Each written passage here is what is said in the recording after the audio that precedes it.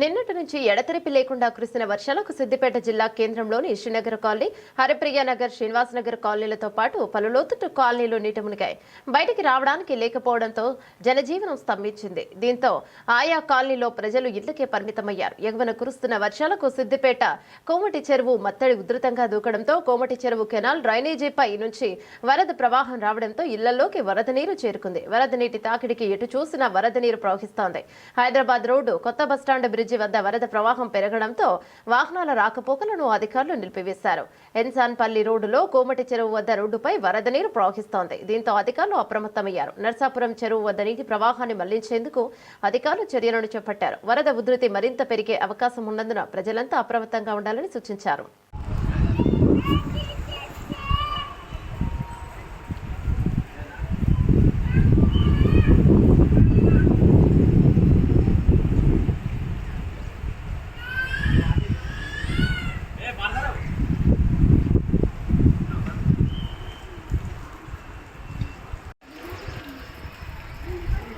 నేను లోపల గిరి అమలుతుంది గిరి పురుగు అమలుతుంది అది ఎక్కడ అమలుతా అది అది ఎక్కువ చేస్తుంది మొత్తం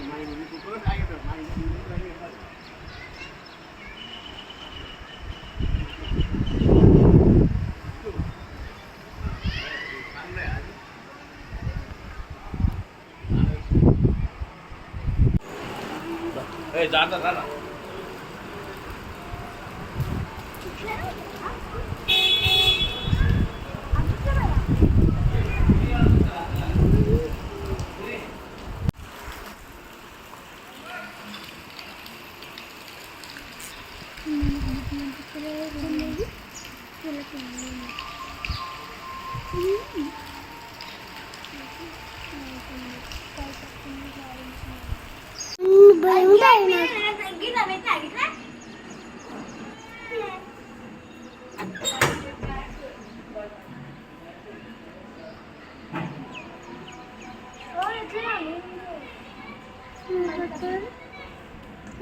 వచ్చింది